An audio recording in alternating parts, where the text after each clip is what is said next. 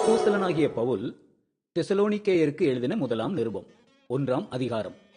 பவுலும் சில்வானும் தீமோத்தேயும் பிதாவாகிய தேவனுக்குள்ளும் கர்த்தராகிய இயேசு கிறிஸ்துவுக்குள்ளும் இருக்கிற தெசலோனிக்கேயர் சபைக்கு எழுதுகிறதாவது, நம்முடைய பிதாவாகிய தேவனாலும் கர்த்தராகிய இயேசு கிறிஸ்துவினாலும் உங்களுக்கு கிருபையும் சமாதானமும் உண்டாவதாக.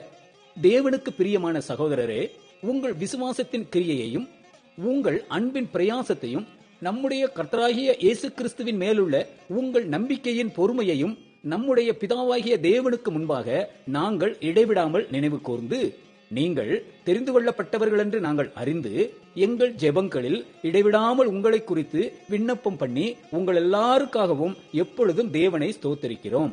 எங்கள் சுவிசேஷம் உங்களிடத்தில் வசனத்தோட மாத்திரம் அல்ல, வல்லமையோடும் பரிசுத்த ஆவியோடும் முழு நிச்சயத்தோடும் வந்தது. நாங்களும் உங்களுக்குள்ளே இருந்தபோது உங்கள் நிமித்தம் எப்படிப்பட்டவர்களாயிருந்தோம் என்று அறிந்திருக்கிறீர்களே. நீங்கள் மிகுந்த உபத்திரவத்திலே பரிசுத்த ஆவியின் சந்தோஷத்தோட திருவசனத்தை ஏற்றுக்கொண்டு எங்களையும் கர்த்தரையும் பின்பற்றுகிறவர்களாகி இவ்விதமாய் மெகதோனியாவிலும் அகாயாவிலும் உள்ள விசுவாசிகள் யாவருக்கும் மாதிரிகளானீர்கள்.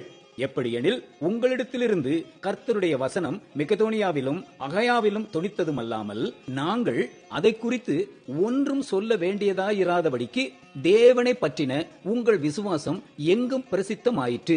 ஏனெனில் அவர்கள் தாமே எங்களை குறித்து உங்களிடத்தில் நாங்கள் அடைந்த பிரவேசம் இன்னதென்பதையும் ஜீவனுள்ள மெய்யான தேவனுக்கு ஊழியம் செய்வதற்கு நீங்கள் விக்கிரகங்களை விட்டு தேவனிடத்திற்கு மனம் திரும்பினதையும், அவர் மரித்தோரிலிருந்து எழுப்பினவரும் இனி வரும் கோப ஆக்கினையினின்று நம்மை நீங்களாக்கி ரட்சிக்கிறவருமாயிருக்கிற அவருடைய குமாரனாகிய இயேசு பரலோகத்திலிருந்து வருவதை நீங்கள் எதிர்பார்த்து கொண்டிருக்கிறதையும் அறிவிக்கிறார்களே.